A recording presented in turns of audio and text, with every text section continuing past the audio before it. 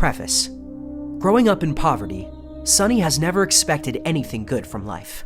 However, he is chosen by the Nightmare spell in becoming one of the Awakened, which is an elite group of people gifted with supernatural powers. He is transported into a ruined magical world, facing against terrible monsters together with other Awakened.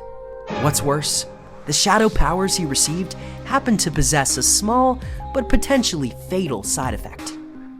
In the shadow of the police station, a fragile young man sit on a dilapidated bench, cradling a pricey cup of plant-based coffee, a luxury beyond his usual means.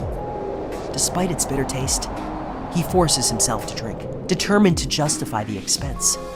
After finishing the drink, he feels out of place amidst the affluent passers-by, casting his cup aside with a mix of envy and resignation. And then he crosses the street and makes his way into the police station. Inside, a tired officer eyed him with disdain, questioning his presence. Sonny declares his surrender as a carrier of the Nightmare spell, prompting an immediate shift in the officer's demeanor. He swiftly initiates a Code Black alert and bellows, "Attention, Code Black in the lobby. I repeat, Code Black." The Nightmare spell first appeared in the world a few decades ago. At first, people brushed off the strange illness as just tiredness, nothing to worry about. But when those affected slipped into a coma and never woke up, panic set in. Governments scrambled, but it was too late. The infected turned into terrifying creatures, catching everyone off guard. With no idea how to fight back, chaos reigned. It took the Awakened, people who survived the nightmares caused by the spell, to stop the chaos using their newfound powers. But that was just the start of the spell's havoc. For Sonny, being chosen by the spell is a risk rather than opportunity. He has no family to foster him, so he has no ability to defense monsters. Chosen by the spell, it is a death sentence to him. A few minutes later, Sonny is fastened into a bulky chair, and the police come and tell him that he will be sent to his first nightmare, which is created by the spell to test him. He needs to survive until the end of the nightmare. If he survives, he will become an Awakened. But if he dies, he will open a gate for Nightmare creature to appear in the real world. As he listens to these words, Sonny's consciousness gradually becomes unclear. Eventually, he falls into a deep sleep. In the darkness, he hears a familiar voice. "Aspirant, welcome to the Nightmare spell. Prepare for your first trial." Sonny opens his eyes and notices a long chain winding up the road, with dozens and dozens of hollow-eyed people, all slaves like him, shackled to it at small intervals.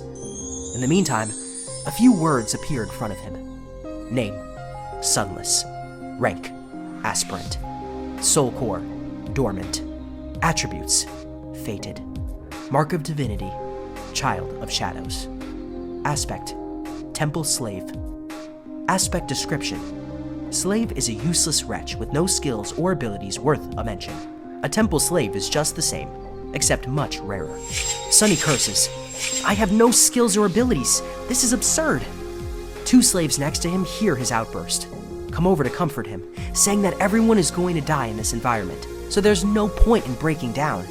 Hearing their commotion, a supervising soldier walks over. Seeing how frail Sonny looks, he hands him a bottle of water.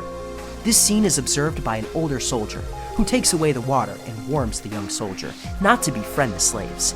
While looking around, he finally realized the site of the camp as the place where, in his vision at the start of the nightmare, the bones of the slaves were buried under the snow. And he was willing to bet that whatever it was that killed them all was going to happen soon. What will happen in the first nightmare? Will Sonny survive smoothly? Stay tuned for our next exciting commentary. What caused the thunderous roar echoing through the valley? With a horde of monsters attacking, can the powerless protagonist survive? Let's find out together in this episode. Suddenly, a thunderous sound resounds. Rocks and heavy shards of ice raining on them from above. Many slaves are wounded, and a few even lose their lives. The screams fill the air from all sides. The veteran soldier is shouting angrily, trying to bring them to the relative safety of the mountain slope. However, before anyone could heed his command, something massive came crashing down, sending a tremor through the stones beneath their feet. It's a creature. The creature, resembling filthy snow, stands at least 4 meters tall. possessing stumpy legs, a gaunt torso, long multi-jointed hands with bone claws, and milky white eyes. Its fur acts as a protective barrier against weapons, while sinuous shapes writhe beneath its skin. As chaos erupts, the creature lunges, fatally striking a fellow slave. Sunny narrowly escapes, using the fallen man as a shield. Covered in blood, he realizes that surviving in this world is a difficult task. There is no time to rest. Blinded temporarily, Sunny hears a chilling howl and feels a massive shadow passing over him. Moments later, screams fill the night. Trying to move the dead man, he's stopped by the chain's force, causing excruciating pain. Pushing the corpse, he finally frees himself. However, as he moves away, he feels something wriggling under the dead man's skin. Nearby, the shifty slave watches in horror. As Sunny warns him, the shifty slave attempts to move but falls, pinning the chain. The dead body undergoes a horrifying transformation, growing bone spikes, bulging muscles, and sharp claws. Sunny feels panic, but unfortunately, he is the only person who could save himself. So, instead of freezing or being consumed by fear and doubt, Sunny just acts. Stepping close, he throws the chain around the monster's shoulders and pulls, pinning its hands to its body, before the creature, still slow and groggy from its transformation, could properly react. Sunny wraps the chain around it several times, barely saving its face from being bitten off by the creature's terrifying maw. Sunny seizes the creature's neck with the chain connecting his shackles. He maneuvers around the monster, using his back as a lever, and pulls with all his might, straining against the creature's struggle. As the monster thrashes, Sunny exerts every ounce of strength, enduring pain and fatigue. Finally, the monster goes limp. In the aftermath, a familiar voice declares his victory. "You have slain a dormant beast, Mountain King's larva." Sunny collapses to his knees, utterly exhausted. Despite the immense pain and fatigue, the exhilaration from defeating the larva overshadows everything. 3 seconds. You can rest for 3 more seconds, he tells himself, knowing the nightmare is far from over. The ground is littered with torn bodies and fleeing survivors, some escaping while others lay lifeless. After catching his breath for a moment, 4 more larvae slowly rise and dash towards him. Sunny has to deal with them. The young soldier throws the handcuff key to him, urging him to save his own life, then hurries off to the other side to join the battle. In the present moment, 2 out of 3 larvae have perished, with the remaining one injured but still fighting. After this fighting, only 3 slaves remain: Scholarly Slave, Shifty Slave, and Sunny. In the distance, the Mountain King is wantonly devouring the bodies of slaves. Because there was no way for Sunny to kill the Mountain King with his own 2 hands, he had decided to enlist some help. He designs a trap, intending to snare the tyrant by luring it to step into the mechanism, allowing him to hoist a chain around the monster's ankle. Surprisingly, the plan succeeds, the chain perfectly snaking around its neck, kinching like an iron noose a second later.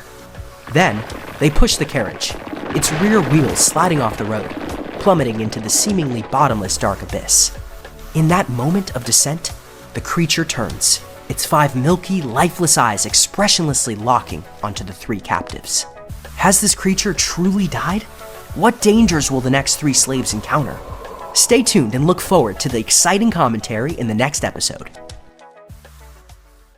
The path out of the mountains has been destroyed by falling rocks, and the new way is on the snowy peak.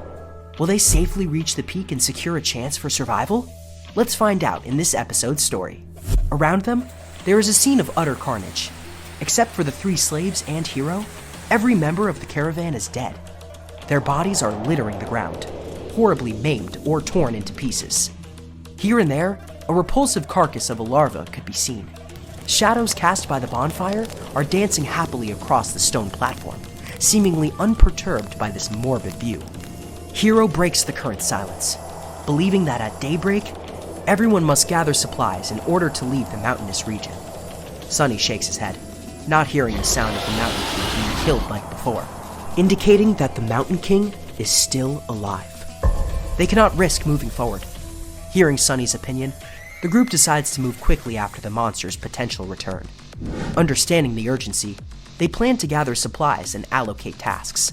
They must prioritize survival. Hero will procure meat from oxen carcasses. Scholar will gather firewood. and Shifty aims to find warm clothing. Sunny is tasked with collecting water from the fallen soldiers' flagons. As night falls, they understand the need to act swiftly in the wake of the potential threat.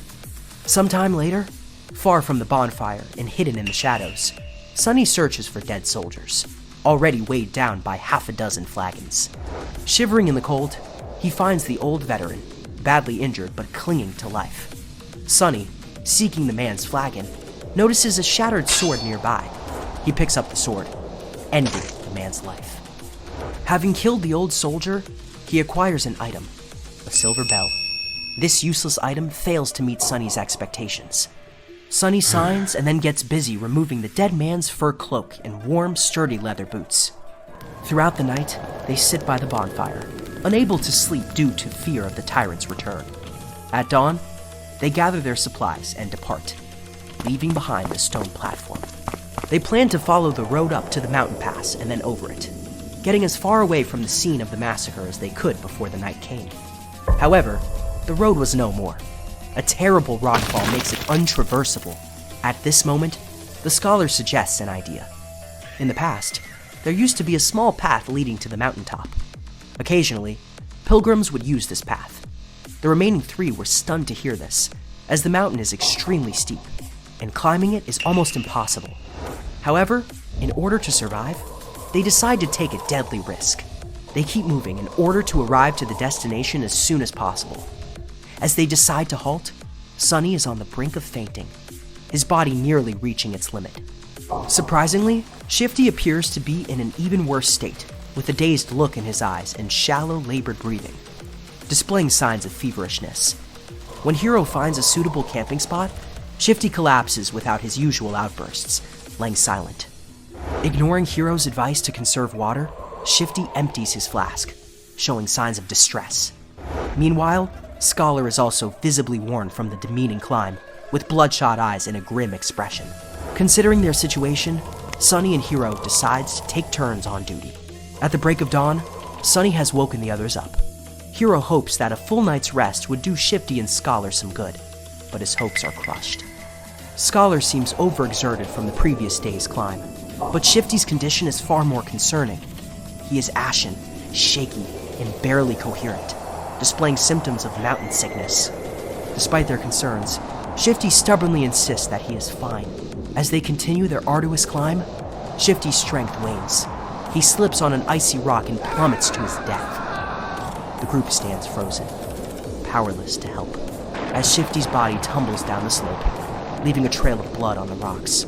The loss of Shifty leaves the remaining survivors feeling dejected and fearful as they continue their ascent, each step a painful reminder of the perilous journey they are on. In the cold weather, a companion fell off the cliff, plunging the entire team into deep sorrow. Yet they must continue the arduous climb. Can they overcome their inner fears and pain to eventually reach the mountaintop? All will be revealed in the next thrilling commentary.